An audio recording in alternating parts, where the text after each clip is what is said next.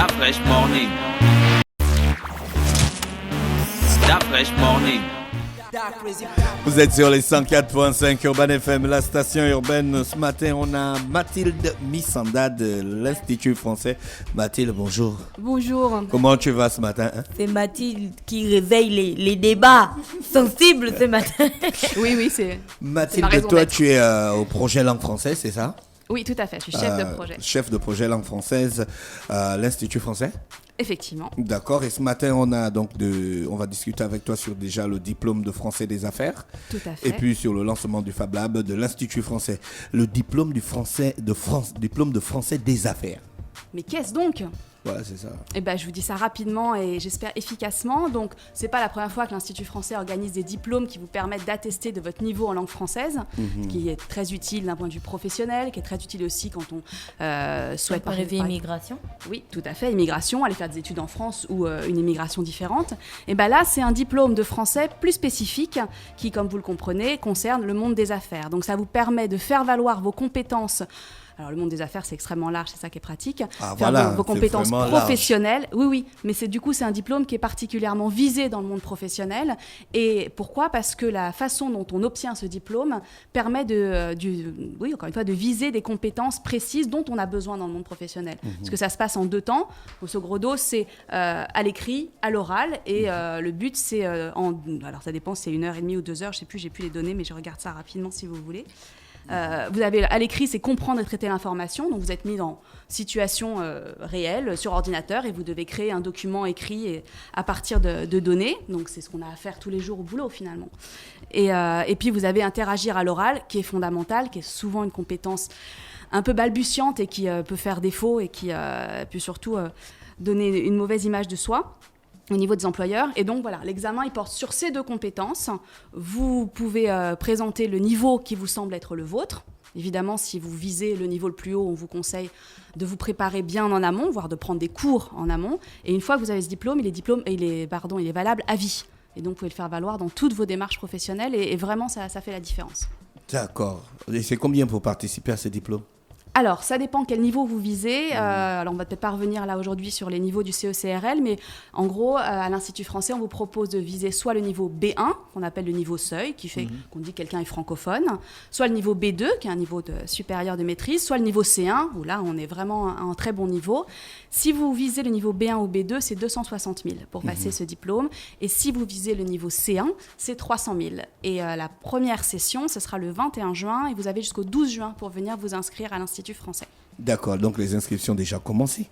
Eh bien oui, tout à fait. Le 12 juin, c'est dans 2 jours. Ça va très vite.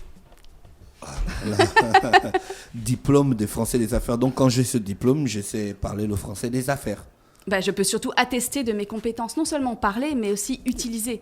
Parce que c'est une chose de savoir parler français, mais si je me retrouve devant un ordi et je dis n'importe quoi, voilà, il va falloir me faire un rapport d'activité, vous avez les rapports de réunion. Si j'ai pas moyen de savoir synthétiser l'information et de pouvoir la reproduire de façon plus courte, plus lisible par mon supérieur hiérarchique, je peux trop bien faire les graphes français. Mon supérieur hiérarchique, ça lui suffira pas comme compétence. D'accord. Donc l'idée, c'est vraiment de montrer un français utile dans le cadre des affaires et donc dans le cadre professionnel. D'accord, ok. On a aussi le lancement de Fab Lab de l'Institut français. Du Fab Lab. Du Fab Lab. C'est The quoi Fab Lab. exactement? Mais qu'est-ce qu'un Fab Lab ? Excellente question. Alors, un Fab Lab, je vous la fais très courte. Ça vient de l'américain, de l'anglais on peut dire, mais ça vient en fait des États-Unis. C'est un laboratoire de fabrication numérique. Donc, très concrètement, un Fab Lab, c'est un endroit où vous avez plusieurs machines, en général qui sont en commande numérique, mais pas que, et qui permettent de fabriquer quasiment tout. C'est-à-dire que vous pouvez fabriquer des objets, réels ou virtuels, dans des domaines extrêmement différents. Alors, ce qu'on connaît en général dans les Fab Labs, parce que ça commence à être assez répandu dans le monde, c'est la fameuse imprimante 3 dimensions qui est très impressionnante, puisque à partir d'un fichier sur ordinateur, on peut reproduire un objet et il sort en 3 dimensions de cette fameuse imprimante. Mais il n'y a pas que ça dans les Fab Labs, et il n'y a pas que ça à l'Institut français, puisque le Fab Lab de l'Institut français ouvre là en juin. On a d'autres types de machines. Alors, je vais citer par exemple la découpe vinyle, qui permet de créer tous les motifs que vous voulez de façon autocollante ou faire des flocages, par exemple. On a tout ce qui va être robotique, qui va permettre à la fois de faire de la formation sur la robotique, de la programmation. Là, on s'adresse effectivement évidemment à un public très large, mais aussi du coup après de créer des prototypes, parce que c'est l'intérêt des Fab Labs. C'est que l'idée, c'est de donner accès à toute la population. Je dis bien toute la population. Bon, peut-être pas les enfants de moins de 5 ans, mais même encore, on peut l'envisager, pour avoir accès à ces machines qu'on ne peut pas avoir chez soi et développer des projets. Des prototypes, encore une fois, c'est le meilleur exemple, mais pas uniquement. Ça peut être, je dis n'importe quoi, mon bouchon de... J'ai mon projet de fabrication de micro. Tu veux fabriquer quelque chose? Oui. Non, c'est secret. Oui, il veut c'est fabriquer. vrai. Pour l'instant, il veut pas en parler pour qu'on ne Ouais. lui pique pas l'idée. Mais oui, il D'accord, veut fabriquer quelque donc ta chose. femme, je ne sais pas ce que tu veux fabriquer, mais il est bien possible que tu aies besoin de pouvoir faire des prototypes, que tu aies besoin de concevoir. Alors, je ne sais pas, ce sera en bois, en plastique, en tissu, j'en ai aucune idée. Mais c'est exactement à ça que sert un Fab Lab. Parce que tu vas aller là-bas, tu vas apprendre à te servir des machines dont tu as besoin. Parce que sur place, il y a des Fab Managers. Et surtout, l'idée, c'est que sur place, on va rencontrer d'autres personnes qui sont impliquées dans des projets qu'elles sont venues développer et se créer une entraide, une communauté. Et c'est ça qui est aussi très intéressant dans le système du Fab Lab. C'est que l'idée, c'est que la créativité des uns nourrit la créativité des autres et qu'on a tous à gagner à développer notre créativité. Donc, Mathilde, mais excuse- grosso modo, il y a deux aspects. Il y a la formation, donc former à utiliser ces appareils, et puis derrière aussi, il y a l'utilisation de ces machines-là, puisque je pense que très peu d'entre eux auront la capacité de les acheter et de les avoir chez eux. Oui, Donc, ça, c'est après, donc vrai. ils reviendront régulièrement travailler là dans le cadre de fabrication de prototypes et puis d'échange d'idées avec d'autres personnes aussi qui ont d'autres projets. On ne peut pas mieux résumer, c'est exactement ça. Et en fait, on se rend compte que ça crée une émulation de création, une émulation technologique et une émulation en termes d'innovation extraordinaire. Et donc, c'est ça qu'on avait envie de mettre en place à l'Institut français. Et c'est ça qu'on lance là, avec une mission qui commence le 21 juin, puisqu'on reçoit 2 spécialistes du Fab Lab parisien qui vont venir nous aider à implanter physiquement cet endroit. Parce que, comme on le dit, le but, c'est que les gens viennent et que les gens se servent de ces machines, créent, développent, apprennent à se servir, donc encore une fois, à programmer en robotique. Mathilde, ce que moi j'avais envie de te demander, c'est que ce que tu présentes est vraiment une opportunité pour énormément de jeunes entrepreneurs et de jeunes créatifs au Gabon qui n'avaient pas du tout d'espace pour aller créer des prototypes pour leur créa. Du coup, géographiquement parlant, comment ça va se passer? Parce que la demande risque d'être très élevée. Est-ce qu'il y aura un espace pour accueillir toutes ces personnes-là à l'Institut français? Est-ce qu'il y aura assez d'équipes pour leur permettre de produire aussi leurs choses en temps? Parce que si on doit attendre une semaine pour pouvoir faire son prototype, Mathilde, ça risque d'être un peu compliqué. Ça sera peut-être un peu compliqué au début, mais justement, excusez-moi, l'idée c'est d'implanter ce lieu, de créer ce lieu de la façon la plus fonctionnelle possible.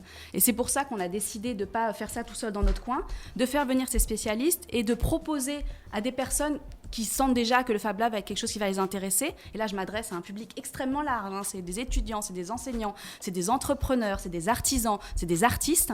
De venir là pendant 2 semaines avec nos 2 spécialistes pour concevoir un mobilier le plus pratique possible, le plus mobile possible peut-être, le plus fonctionnel.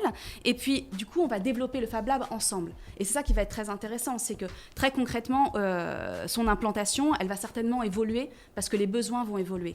Et l'idée aussi, c'est que puisque c'est un endroit où on fabrique des choses, on va pouvoir fabriquer ensemble au fur et à mesure, dans 6 mois, dans 1 an, j'en sais rien, les meubles, par exemple, dont on aura besoin, parce qu'on se sera rendu compte qu'il faut absolument qu'on achète une 2e découpe laser et qu'il faut absolument qu'à côté de la découpe laser, on ait des plaques d'Okoumé qui soient disponibles en telle taille, parce que c'est ça que les gens utilisent le plus. Donc, on va pouvoir s'adapter. Et c'est pour ça que c'est très important qu'on fasse ça tous ensemble, enfin, déjà que les gens qui sont intéressés puissent s'associer au projet dès le départ, parce que c'est ça qui fera que ce projet sera le plus pertinent en réalité.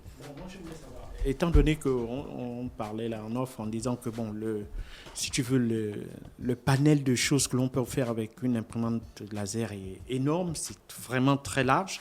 Mais ici, avec le Fab Lab de Libreville, est-ce que il est clair que vous avez des domaines que vous ciblez en priorité? Comme on a parlé du bois, donc la fabrique de meubles, donc la menuiserie, etc. Vous pouvez nous donner 2 ou 3 domaines qui pourraient intéresser les jeunes pour qu'ils sachent que là-bas, dans ce Fab Lab-là, ils auront la possibilité effectivement de développer non seulement leurs compétences, mais probablement leur création. Tout à fait. Alors, je pense que le mieux pour ça, c'est que je dise un peu quels sont les pôles qu'on va pouvoir développer, qu'on va avoir à l'Institut français. Donc, on va avoir le pôle qu'on appelle impression et scanner 3D. Scanner 3D, c'est assez rigolo. On va avoir le pôle découpe. Alors découpe, c'est découpe vinyle. Donc c'est, comme je vous disais, c'est ce qui permet de faire du flocage, par exemple, de faire de la signalétique, de faire des autocollants à partir du modèle que vous voulez. On va avoir le pôle découpe laser, qui lui sera opérationnel à la rentrée. On a aussi tout un pôle d'électroportatif. On a tout un pôle de robotique, on aura aussi un pôle menuiserie, mais on a aussi un pôle vidéo, c'est-à-dire on a eu quand même pas mal de problématiques ces derniers temps avec les cours à distance. Mettre en place une capsule de cours efficiente et qui en plus soit vraiment agréable à suivre, donc qui permette de se diffuser peut-être même en dehors des frontières librevilloises et qui joue même sur l'interaction, ça existe, il y a des outils qui sont là pour ça et le but c'est donc qu'on puisse recevoir notamment les enseignants pour les former là-dessus, puisque les enseignants faisaient partie aussi de notre cible première. On aura aussi un pôle qu'on a appelé le pôle mercerie avec machine à coudre numérique, brodeuse numérique, surjeteuse numérique, ça c'est juste formidable la surjeteuse, je dis ça pour les amoureux de la couture. Qu'est-ce qu'on a d'autre comme pôle que j'aurais pu oublier? Je pense que je vous ai parlé de la robotique, l'informatique évidemment, on a des machines avec des logiciels vraiment intéressant. Je pense que j'ai fait un peu le tour de ce qu'on a pour l'instant. On a un pôle badgeuse aussi.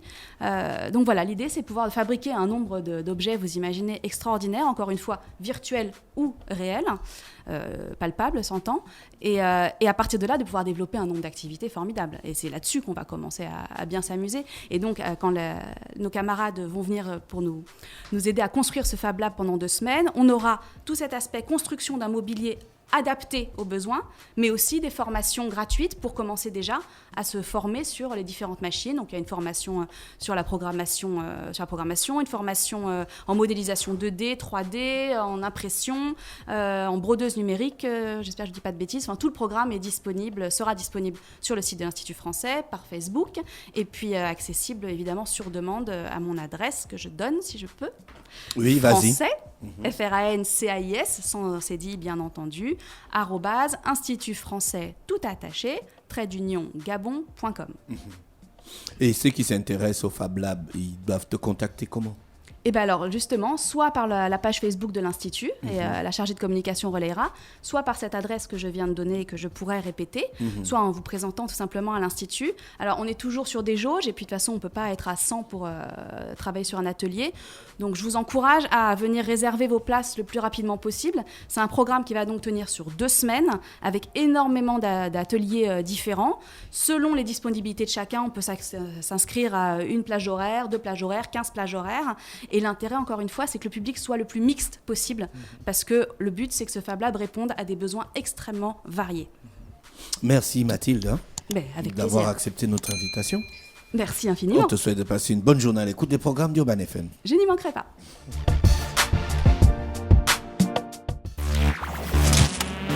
Stop Fresh Morning.